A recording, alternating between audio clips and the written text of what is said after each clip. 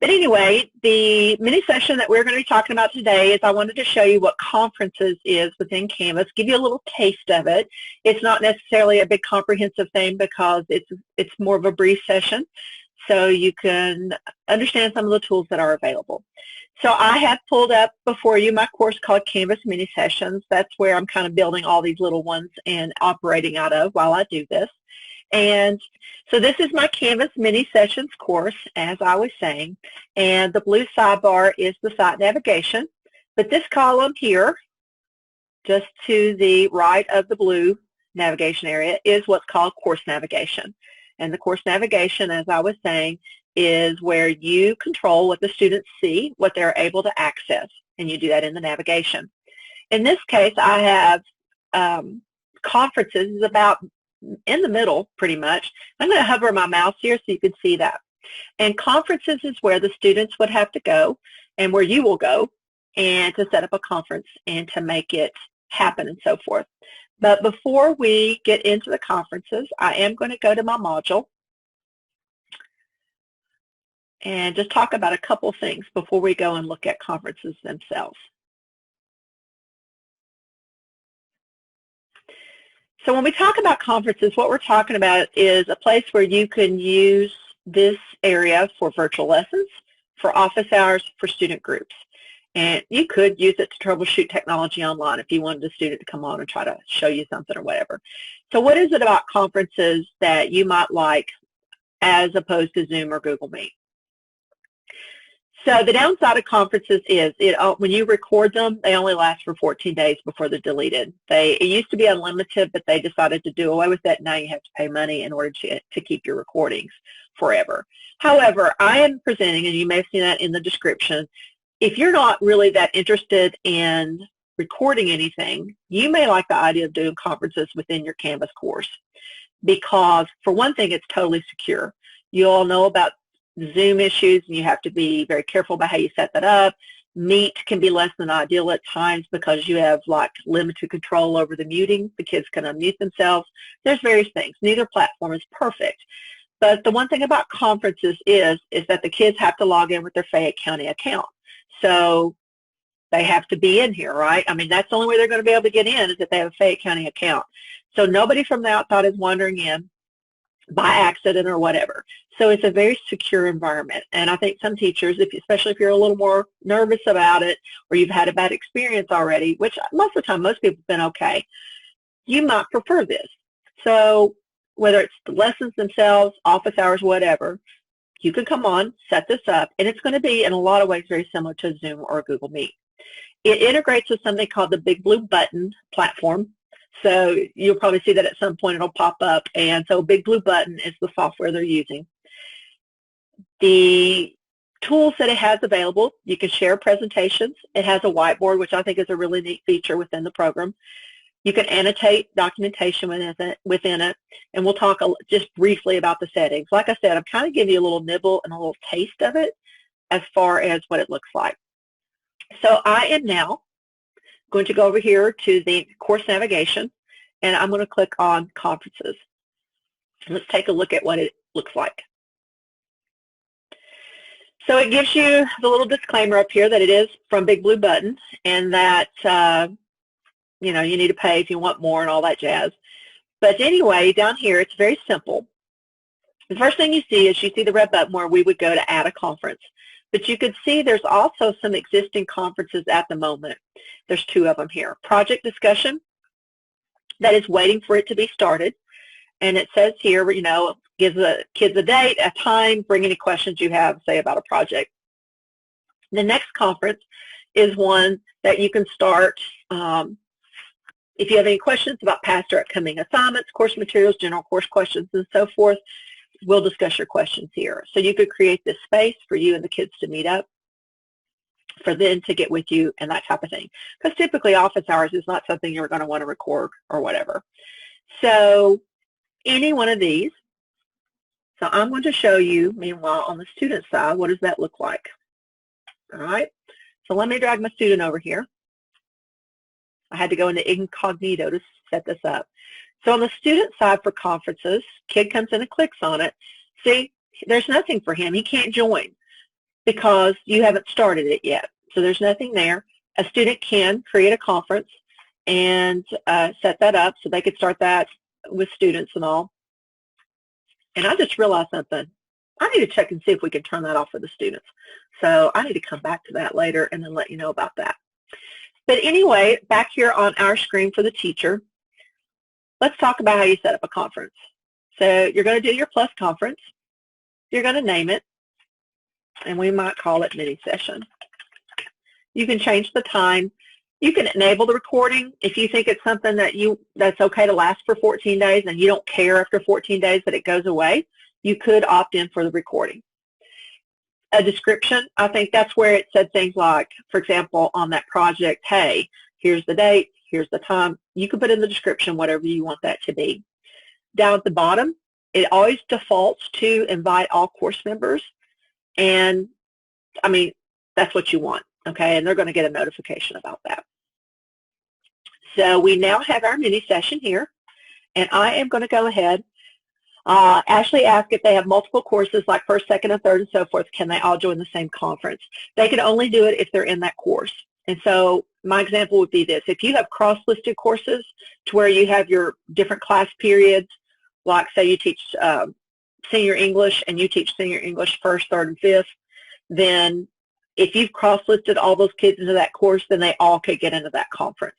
Now, if for some reason, Alexander, you would like to set that up, or Ashley, I'm sorry, would like to set that up, you could pop the kids into a Canvas course if you want to. You could create a manual Canvas course and let the kids join it and just use it for conferences if that's what you would like to do, Ashley. You could do it manually. Why not?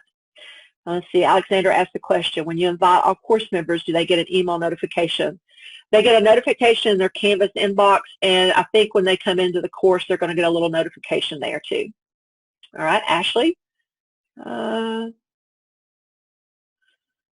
my understanding is, I realize I haven't tested that, Ashley. She wants to know if you schedule it with just one student, will they all see it listed?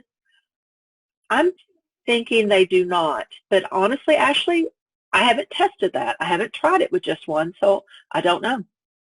Might be something to test out with the kids or whatever. Or I'm trying to think if I have more than one student. I think this particular course I only have the one kid in it, so I won't even be able to replicate that. But yeah, okay, so Ashley's going to try it. Let me know, because I would like to know about that. So anyway, we've created our mini session. I'm going to start it.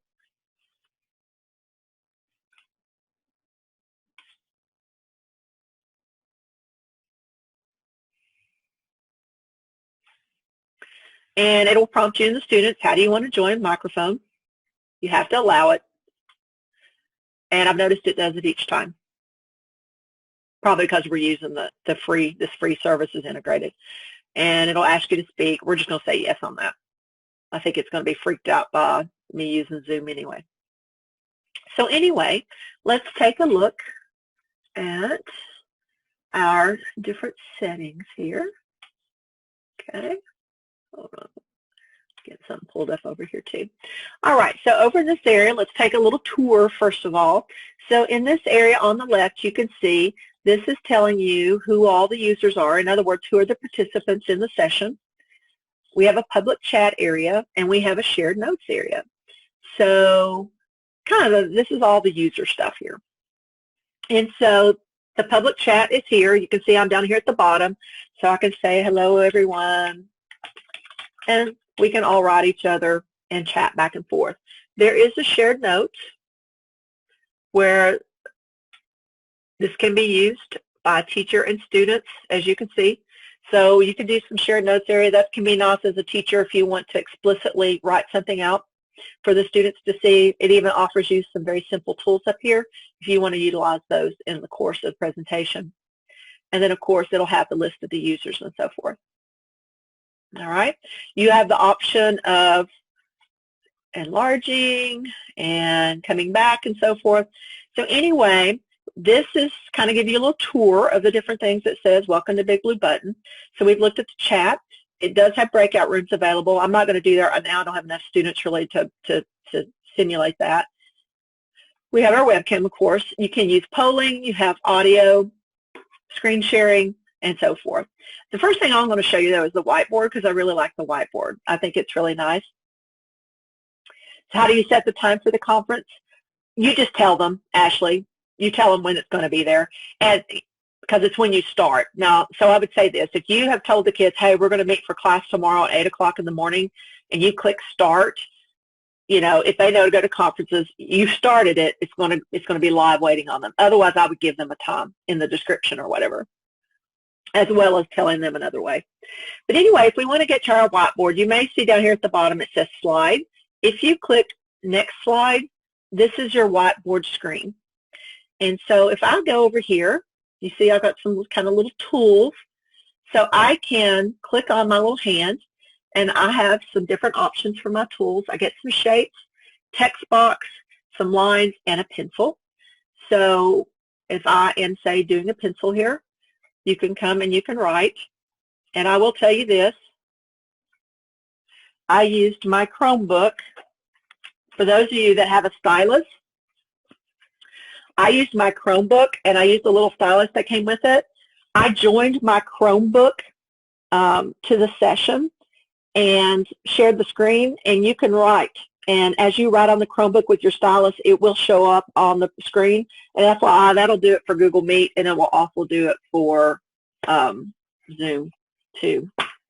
Now, I will say this. If you're going to join with your Chromebook like that, we'll chat about how to set that up, because if you're trying to do it through your desktop and your Chromebook, that's going to look a little different in Canvas than it would in a Zoom or a Meet session. But if you have a stylus and you want to join with your Chromebook, you're able. So far, it seems to work. But anyway, you have this you have the tool. But what's really cool right here is if you look at this bottom one, it says turn on the multi-user whiteboard. If I click on that, now I'm going to go over here and bring up my little student. I have now given my student, or students I should say, the ability to also collaborate on the screen. So let me show you this on the student side of things. I'm going to get ready as a student to join our current conference. So I'm going to click join so you can see what it looks like. Alexandra, on the iPad, I have not tried it with an iPad. So I think you should investigate that and let me know. I'll write that down too, that when I get around to it, I'll also test that as well. So you see how the student's also being prompted, just like I was earlier. We'll say we're good to go. So now you see the student comes on, student can see what the teacher's been up to, but now the student can come on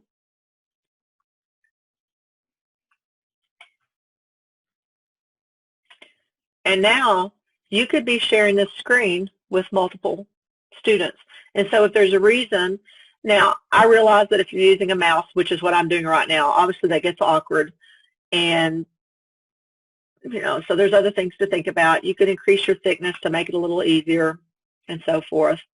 Or you could go back to your tools, use the text, and start typing. Come on.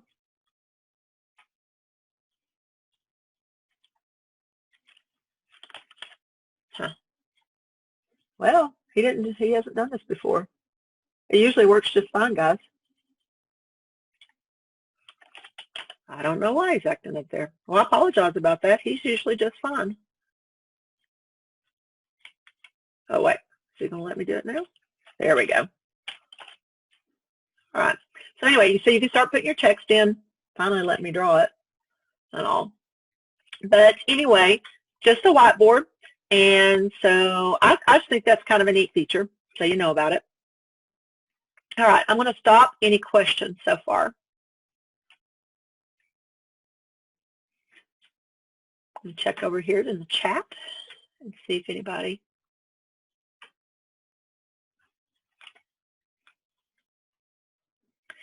You can turn on your webcam. So you can also, and honestly, guys, there's kind of a catch-22 on the webcam idea. When you're using a webcam, it does take up more bandwidth. It's one of the reasons why we tell teachers that it's okay for students to turn their webcams off, because so you don't necessarily have them online all the time unless it's needed. And the reason why is because it is using up a lot of bandwidth and it slows it down. But it also can be nice. Oh, it says not readable, could not start the video. Huh. I was playing with it this morning. It was just fine. Let me switch it back over to my, you can see it's my laptop over here to the side. Okay, for some reason he was grouchy about that. All right, so yes, Ashley, your question was where again will they get notified? It'll be sitting in the conferences area, so it will be sitting there, but they should also get an email notification inside of their inbox in Canvas as well. So you know how the inbox, they'll pop up and see I've got my webcam now, it's over here. Did that alter my webcam for the Zoom session, guys? Did it switch it over to the side when I did that, or is that just internal to the conference right now, this little view? I'm hoping you're still seeing like my face for Zoom. Okay, good. All right, because I realize that's the first time I've done it and mixed it up at all. Okay, let me check my chat here. No, it does. Alexandra, it will only connect to their regular email if their notifications are turned on. And I just realized a lot of the students may have never turned off their Canvas notifications, now that I think about it. So it should go to the Canvas inbox, but if they've not turned off notifications, they may also get a, now that I think about that, Ashley, they might get a notification inside their inbox. And a lot of, exactly, Alexander, when you get a notification when somebody inboxes you, we try to teach everybody to turn off those notifications, but some of you, if you're new users to Canvas or if you have teachers who are new users to Canvas, they personally may not have turned off notifications, and their students may not have turned off notifications, so that you avoid getting your Fayette County email blown up. And that would make a good mini session, by the way. So I just realized that. I'm going to write this down over here to the side.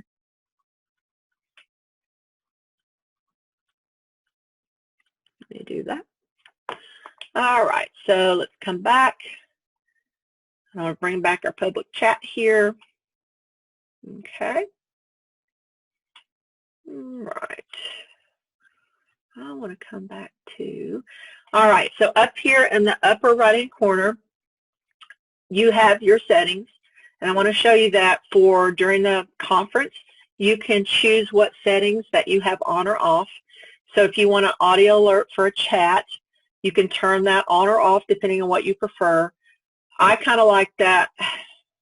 I don't need that for dealing with adults. It could be that you want to be able to look over and see that with the students. You can do pop-up alerts. You can do, so you have some different options here that you can choose to enable and turn on and off. All right, let me see what other questions we have. Hold on. Where'd the other little thing go? All right, let me get Google. Where does he?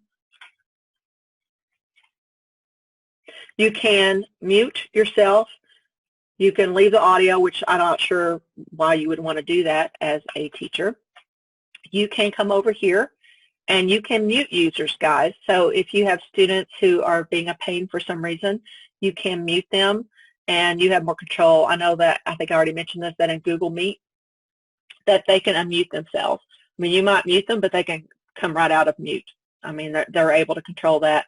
We've heard information that says that Google Meet is coming up with a fix to that so that teachers have more control over the sessions. All right, I have some questions. So how do you do them one-to-one? Let's see. Hold on. We got the public chat here. Hold on. We can save our chat. I'm trying to find that. Where did that go? Hold on. Let me pull this over. All right. I'm going to do this. I'm going to come back. All right. I want to come back in.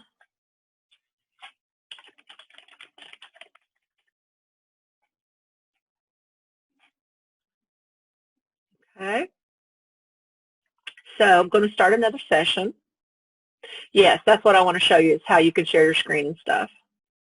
Okay. All right.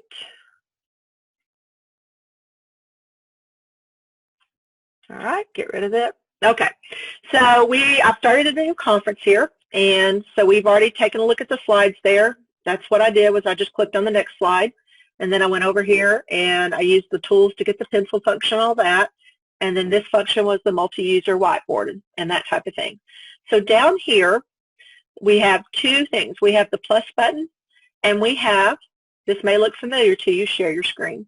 So let me get something worth sharing over here.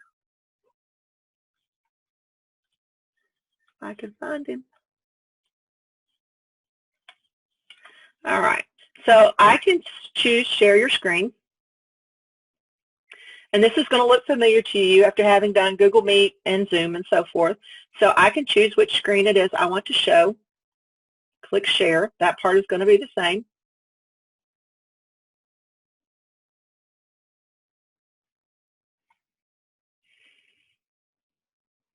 Gives it a moment. And so now, you as teacher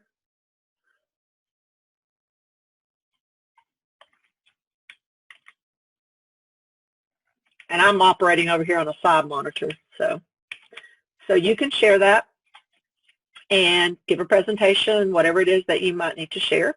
When you're ready to stop sharing, you do this, stop sharing your screen.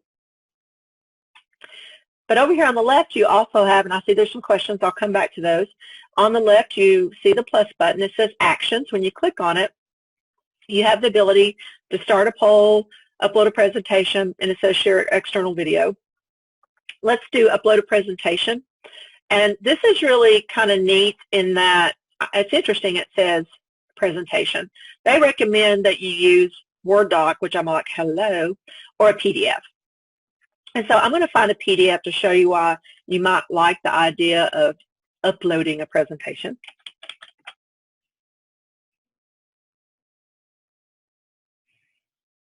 All right, let me have something for you, Kentucky. All right, there we go. So I'm going to use this Kentucky map. All right, and then I'm going to click this blue upload button here.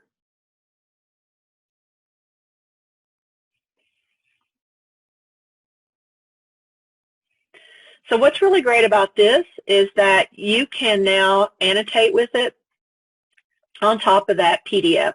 So you can come back and use those same tools to mark up the PDF. And then to show you what it looks like over here on the student side of things, and you know what, while I'm at it, I'll even enable the multi-user on that document. Let me bring back my little Google student. Where'd you go?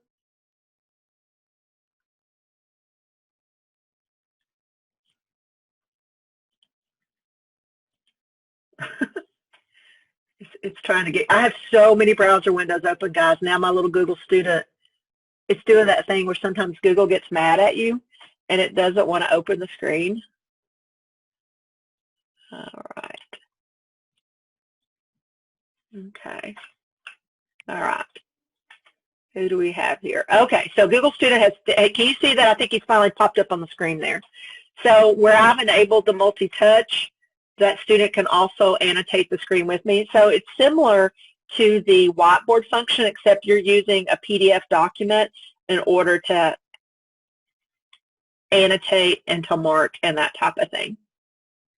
All right. Okay.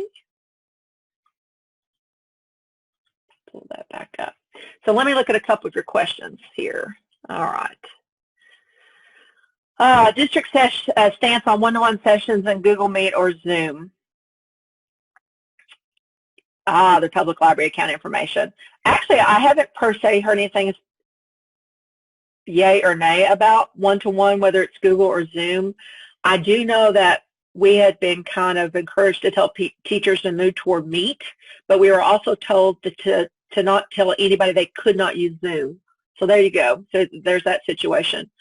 It could be, Felisa, if it's public library information, maybe this would be a more comfortable option for you, would be to create like a manual Canvas course, pop a kid into it, and then meet with them here inside of the one-to-one, because you know this is 100%, this is secure. I mean, all of it's secure where it's integrated with Canvas. So that might be an option. Let's see what Ashley says here.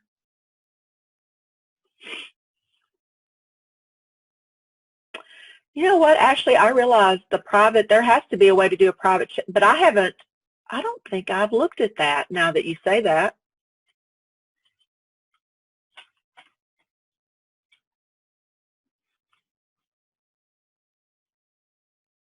Let's go back into this way.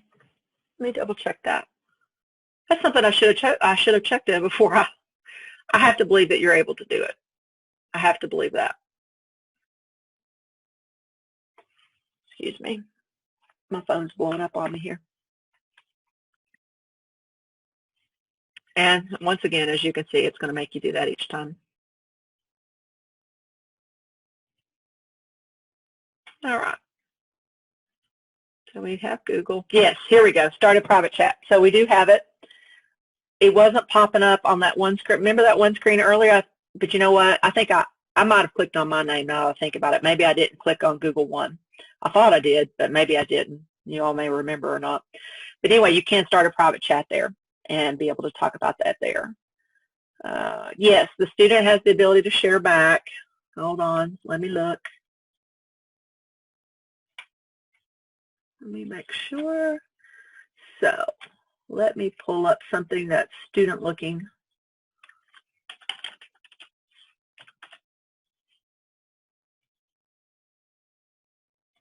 Okay, and let me go back to the session.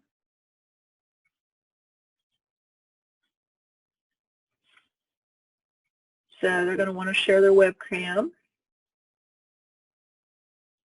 Oh, wait, I hit the wrong one. Oops.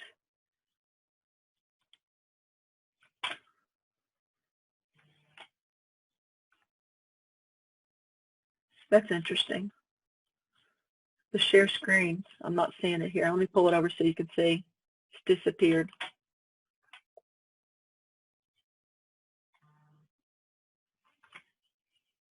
That's the whole point, is they're able to share their screen, and it's usually right there, but that's wanting to do their webcam.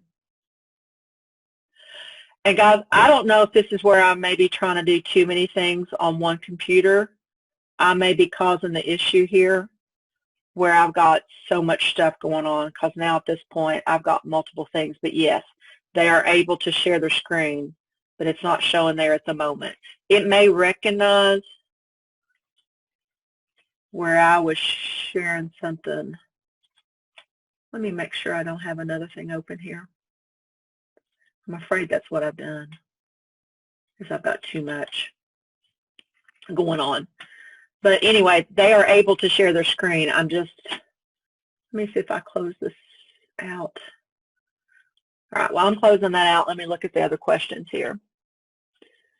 If you want to share a page in Canvas, Adriana, you have two options. One is you, the teacher, could share your screen. And so you could just share your screen, have the presentation pulled up on another browser tab or whatever, and you could switch. The other option would be you could download something as the PDF. And yeah, did you all see that? It said I was taking as presenter. I think my browser is getting confused between me, the teacher, and me having a browser window open, even incognito, as the student, because the student, it wasn't sharing, and I didn't have that button down there to share the screen. But then when I clicked on that, it said take control or take over the presentation. That has to be it. It has to be where I'm trying to do too much here. So FYI on that. All right. This is recording right now at this moment, but really and truly the only thing I have left to show you would be to start a poll. And you could do a verbal question. You could have something that you could share your screen and drag it over and have it up here on the screen. Or you could say, you know, make it a yes, no. And then what happens is if Google One were still logged in, I could say, well, do you think that the answer is 8 to this question on the whiteboard here? And then the kid can answer yes or no. Or you have those different options you can select from. So that's kind of our last one. So guys, that's an overview of Canvas. I apologize about having my I wanted to show you the screen share with the student, but I think it's just too much. Next time what I will do, if I do this again, I'll join my Chromebook. I'm not going to try to do it on my computer with the student part. But anyway, any more questions before we end and wrap up? Maybe this is something you can use. I just know a lot of people aren't aware of it, so I wanted to put that out there to you. Awesome. Let me know if you end up liking it as an option. I like the whiteboard. Yes, you could meet individual students, Alexandra. You could do that. Yep. All right, y'all have a good one. Bye-bye.